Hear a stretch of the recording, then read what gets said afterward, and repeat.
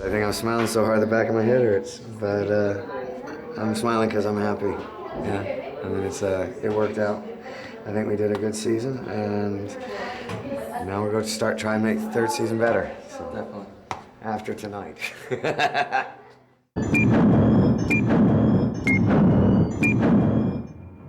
Well, season 324, and we're on episode 5 and 6, and we have a very complicated and complex action scene coming up, which involves helicopters. The question becomes this. If this is Jack's helicopter, this is military helicopter, this is camera helicopter, that's why it looks as stupid as it does. Because the doors are closed on this, could we set up a plate camera in here and in here at the same time? It's very complex. It's a bit on the dangerous side. We've got to make sure that all the safety elements are in place. And then just again, as always, coordinating all the different departments to make sure that everybody's in place for the day. Depending on time, I want to do a little traffic thing with Chase. On As if it's a complete different street, yeah, just kind of whizzing around cars. Can we get some more makeup on John for this, please? This shot. He's doing all the talking, I'm just sitting here. Is this Cassar 2? The movie? Yeah. That's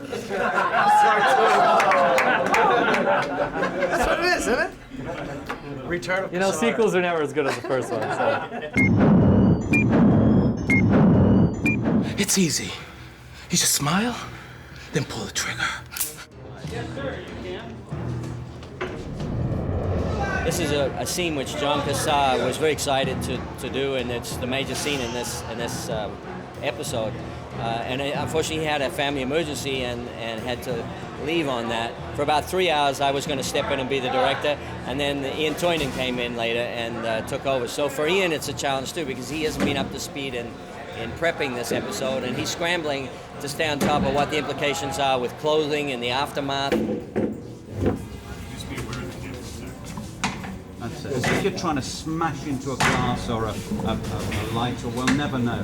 I've just done 3 and 4, so I'm in post on 3 and 4, prepping 7 and 8. And I've stepped in because the last time we left Jack and Salazar was at the end of episode 4. So I was the last time I was shooting here in this prison. So it's one step forward for me to carry on here. So.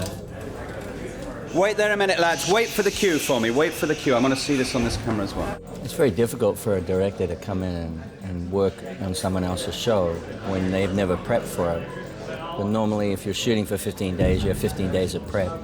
Naturally, you never really look at the other director's material because you're preoccupied with your own. Oh, look at that. Cut! Printed. The challenge for him is that John was excited by the scene. It's a powerful scene. It plays pretty well by itself with actors of this caliber, and we can light it and stage it in such a way that it's dramatic. But John must have had a vision as how he wanted it shot, and so Ian has to do his own thing, and so he hopes that John will be happy with what he gets, you know. So that's a lot of pressure.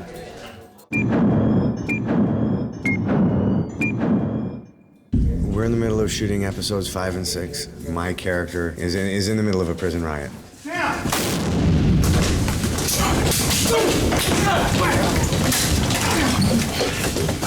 Pick him up! Come on!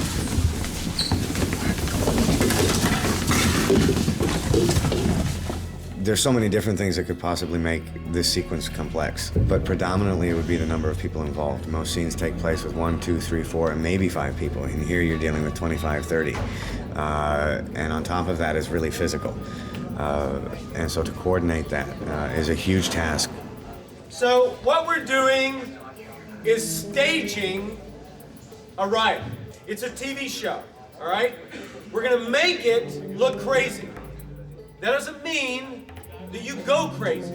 There are times when guys, they really get into it, and they're like, they got aggression and they want to get it out. They're like, fuck, man, this is a way I can break a chair over someone's back or something. It's not, you think I'm kidding. I've seen it happen on set. And it's not, next thing you know, you got someone going to the hospital because someone got a little gung-ho. If I feel like you're getting crazy to the point where you're uncontrollable, it's stick it home, all right? And we'll call Central, and you will not work with us again. Just about there, Ian. Yes, we're there. Blue bottle? Is that gonna stay in the wall? I don't think so, no, I should. Just food coloring. to discuss the critical issues facing our country today.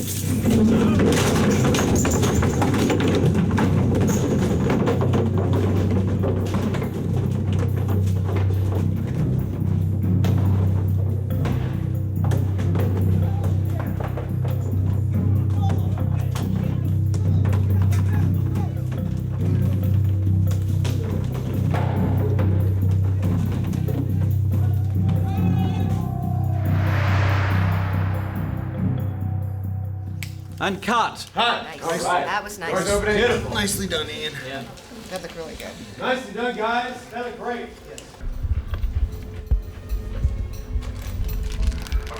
Okay, space guy butterflied it. Okay, and I'm gonna put the ice in there. We'll keep the swelling down. Okay, so just kind of let it cover. Hold it up there. So when we're not actually working, we're just relaxing. If you want to call it sitting around for 6 hours relaxing, I mean, to some people it actually sounds like, well, that's an easy day, but it's not as easy as you think, just 4 or 5 days a week sitting around. As far as being glamorous, it's not glamorous. We got problems. Yes, we do, buddy. Yeah. Still on my cigarettes, man. Yeah. My biggest. Prisoners are going to take off. You guys are going to chase them from this way. Guards are going to come and chase them from this way. Okay. Okay? 5. What can I do to keep this alive? 5. We're ready. 2 background artists, 101, the best of the best.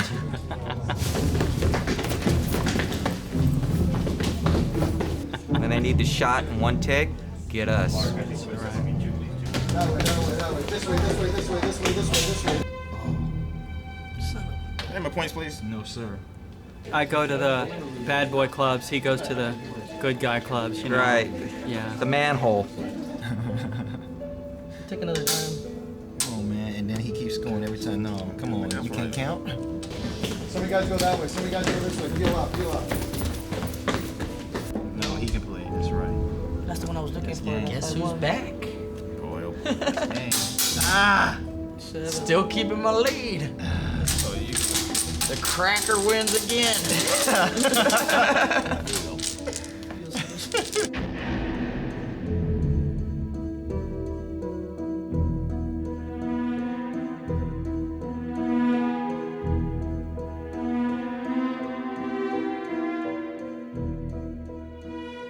Now, being in the prison here, did you do any research of what prison life is like, institutional life? Not on purpose.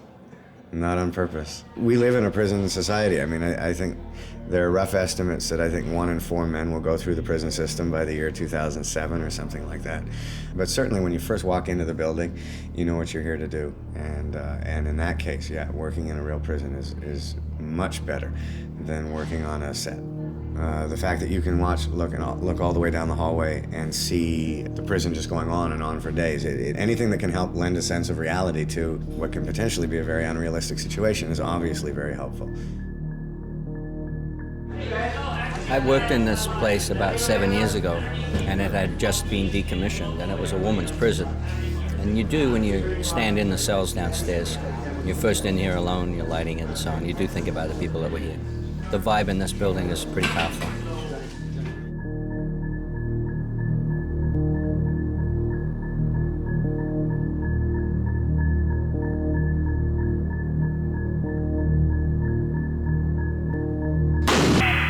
I showed up a little bit early both days just to get a feel of the prison, to get a feel of what it's like to be incarcerated. You know, I mean, I spent some time in jail, but that was years back when I was a kid, you know. When I came in, I went back, far back in the cell block, and, you know, I'm sitting in the cell and just kind of thinking, and I see this dead lizard, like the carcass of it, man, just right underneath the bed. And, you know, I'm sitting there just kind of taking in everything, you know, just the isolation, the loneliness, the desperation, you know, and just trying to work that all into this character, Peel.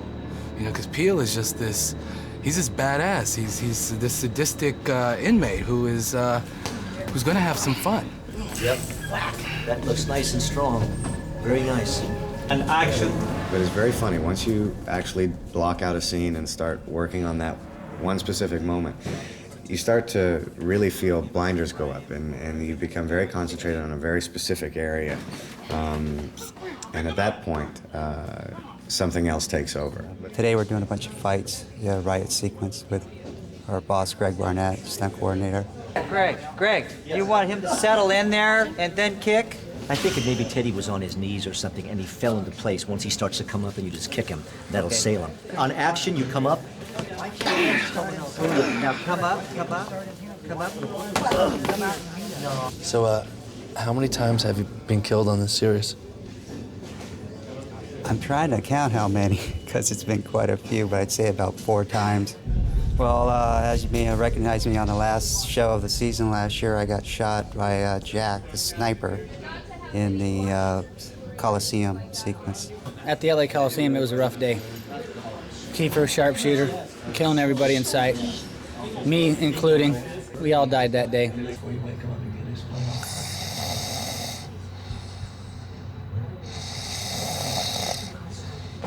On 24, the stunt jobs are so tough. We work so hard that you can just tell what goes on here. We have to take a breather once in a while.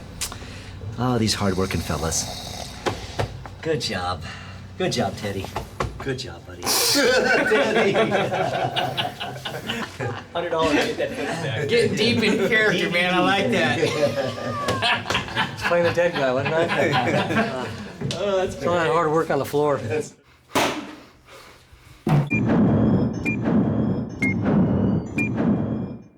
And this is the laundry area, where usually in a prison, bad things always happen in laundry areas. You know this from Shawshank Redemption and the history of jails and prisoners, especially when they have hostages. So Jack is going to be dragged in here now with a bunch of angry men. We're going to see what happens.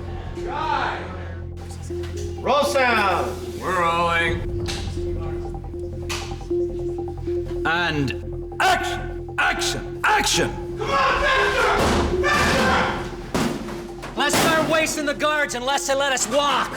Yeah? Then the first step outside, bam! Headshot from a sniper! You're doing 6, 7, 8, 9, 10, sometimes 20 takes, and for me, I'm fearful of losing the energy or losing certain moments that I've created. But this isn't so bad. I'm just keeping it going, keeping the character in my head, keeping the intensity in my head, keeping all that going, and just trying to lay down some good work. Okay! Let's try it again!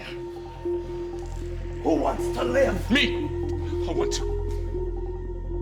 Everybody's done such a great job of making this so real. Like, I don't feel like we're playing. When Lobo's got his hand around my neck and calling me, all kinds of stuff. I don't feel like we're playing. It feels very real. It smells real. I mean, it's a lot of cats in there, so.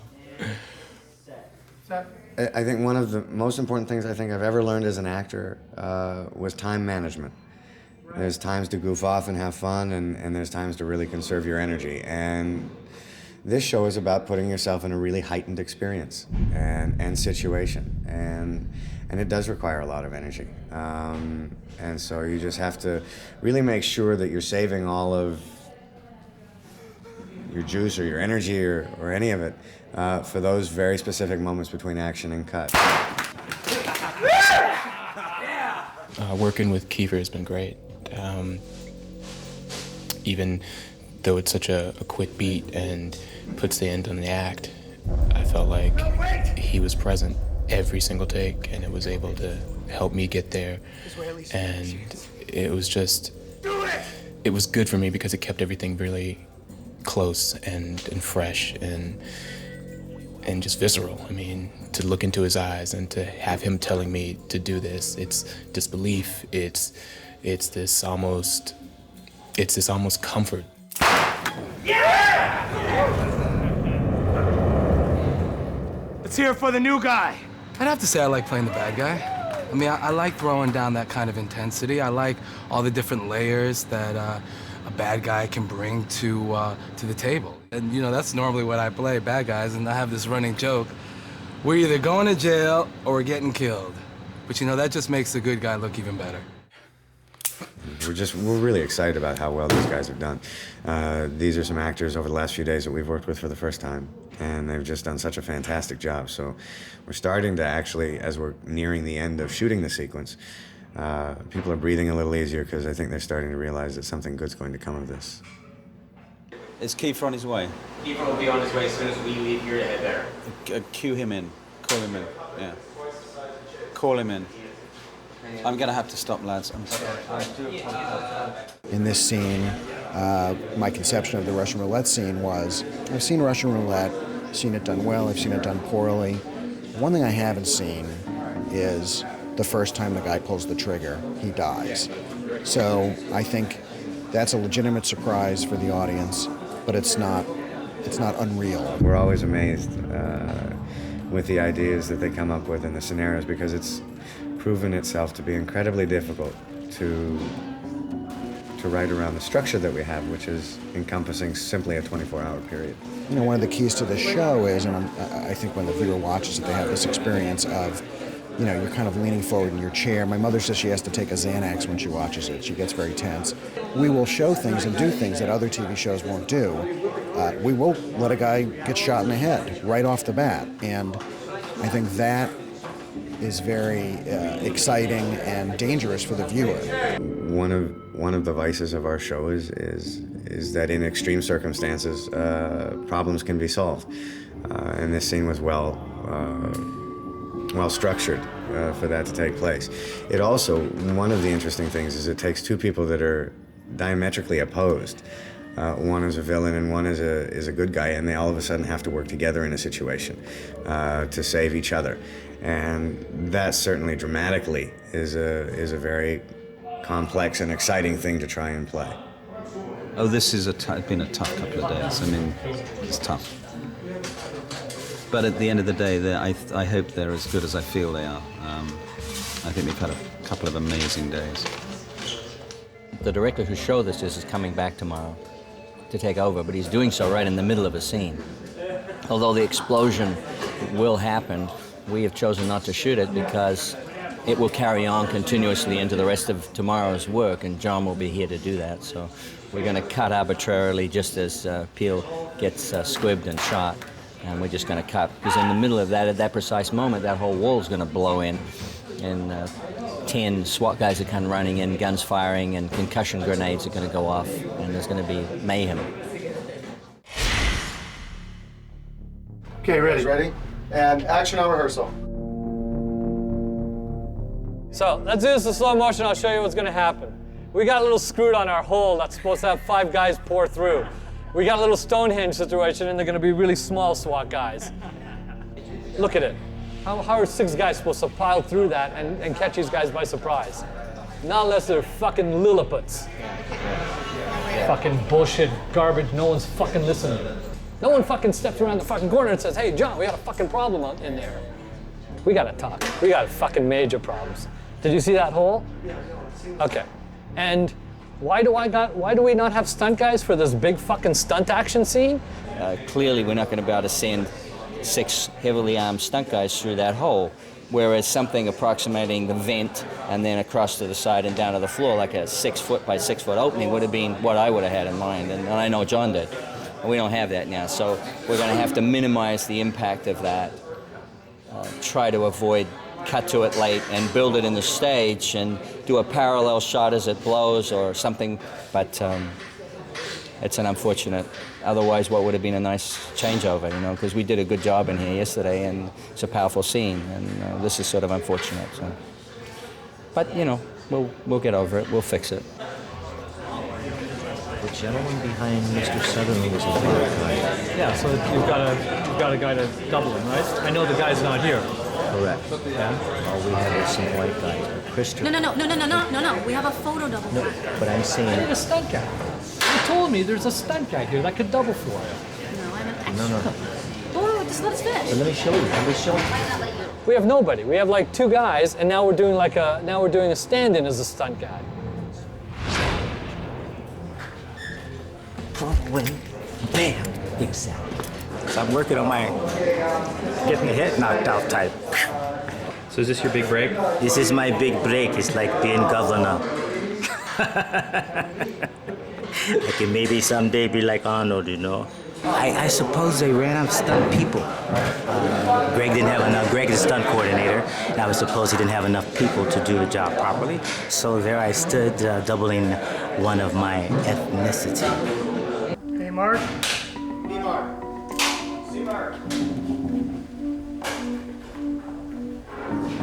Everyone set? Set. Ready, and background. Do it! Do it! Do it! Do it! Do it! Do it! Chase!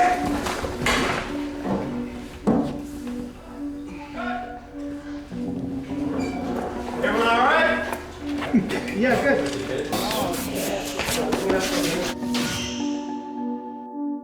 You doing, John, so far? We're making our day? No, not even close. But we will. We'll catch up. We always do. Oh, you know what? There doesn't need to be additional pressure. There's always pressure just trying to make up the time we need to make up. Again, we're incredibly ambitious these few days. There's a lot to shoot. Any other way out? Now we're pinned in. You must have known this could happen. What's the plan, Jack?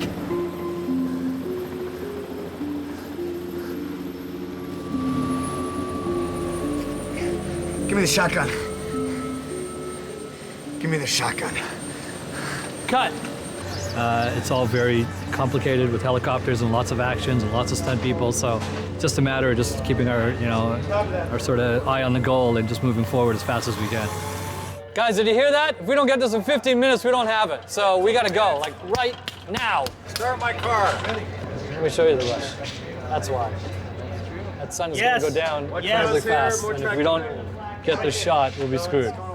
Right, Mike? That's absolutely screwed. And Mike knows, because he's got all his stun things that give us all Yeah, 45 minutes, we're dead. 45 minutes. Show him the trick. What's the wind speed right now, Mike? This is the calculation. 3 fingers, 45 minutes, 4 fingers, an hour.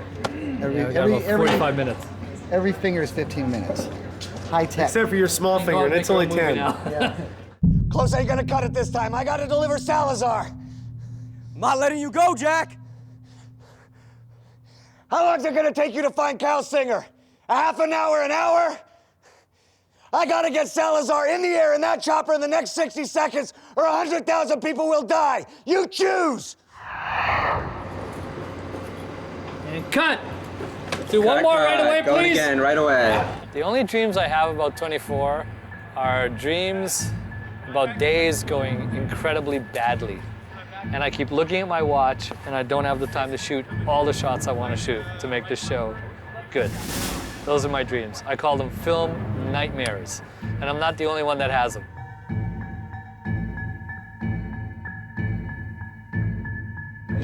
I spent a lot of time in a women's prison. I did. My mother ran a prison, a jail for a long time. Really? Yeah, so I feel like I'm back at home.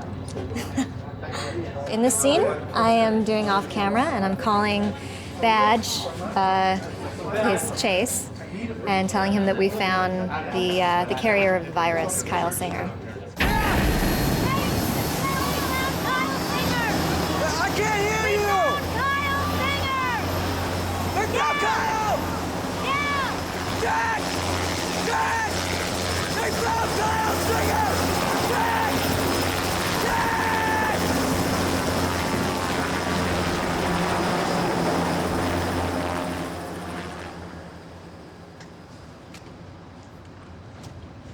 Once he flies away, I need my end act. Yeah. And my end act is coming into you like this, Oh, yeah. seeing him go, oh, fuck moment, and then go. If you go too early, I don't get that. Yeah. Okay? So wait till you'll feel him. He'll be right in your face. And when you feel him in your face, take that moment, watching him go, starting to go, oh, fuck, I know where he's going, and go.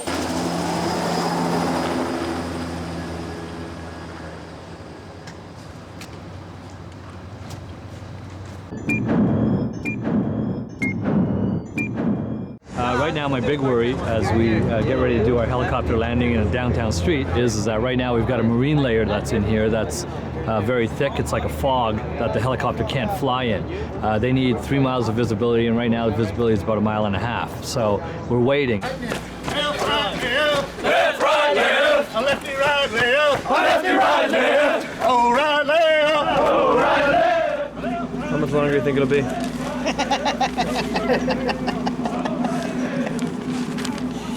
When you see the sun come out. Now, it wouldn't be such a big deal if we could sit here all day and wait, but unfortunately, because by noon, we can't have any helicopters in the air. Since 9/11, there's a rule, a new law that says that nothing could be flying in the city in a 3-mile radius of an open stadium. And of course, there's a Dodger game. So because that Dodger game happens an hour before the game, during the game, and an hour after a game, nothing can be in the air. So by noon, we either have the shot or our chopper gets grounded. How much longer do you think it'll be till we're safe? Me, I would say at least an hour, but we can at least Yeah, I come got in the here. sun poking through here. We've got 3 choppers waiting at another site, ready to go up and do all our air-to-air shooting. And again, with the conditions like they are now, that will not happen. Anyhow, so what we'll do, Rodney, to start from the same camera positions, I could do a really cool tight lens so you don't know where we are so much. Chase, zipping through cars as if he's like racing behind the chopper. Right. So we'll put cars there and he can go right in between. I can get that.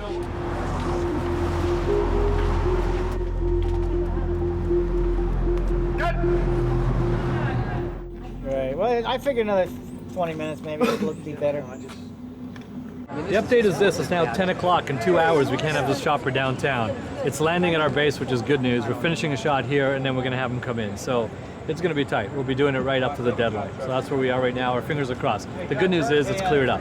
So the choppers are flying.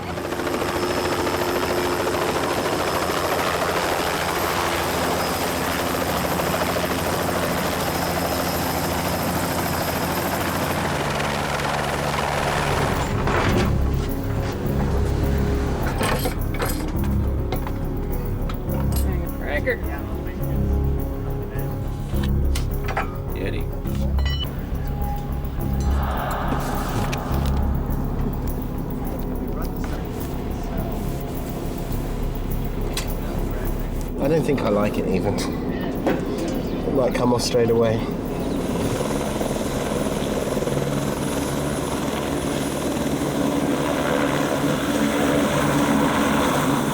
I think they've taken off and it's a 10-minute flight time to here, so we should hear them any minute now. But we will be rolling him landing on this first pass, just to get. I mean, not the actual landing itself, but coming in and as much footage as we can get. You got it. Here they come, here they come. Here they come. Rolling, lock it up. My boys are trained now. Trained to roll every time they see a chopper fly. Roll! I need an AD! I need an AD right here, right now! Okay, cameras, we had a problem. I don't know if you were told, but we had a problem, so save your film. Make sure you do not run out of film for the landing. Do not run out of film for the landing.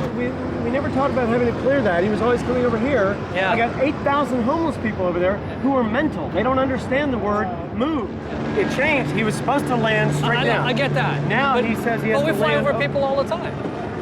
I don't know that. I mean, when we came in over the prison, we flew over the whole crew. Right. The crew's one thing, civilians are something else. Oh, really? Well, is it an FAA thing? Yeah, oh. yeah. Okay. All right, here we go. They're coming in for the landing this time. Lock it up. Okay, boys. Here we go.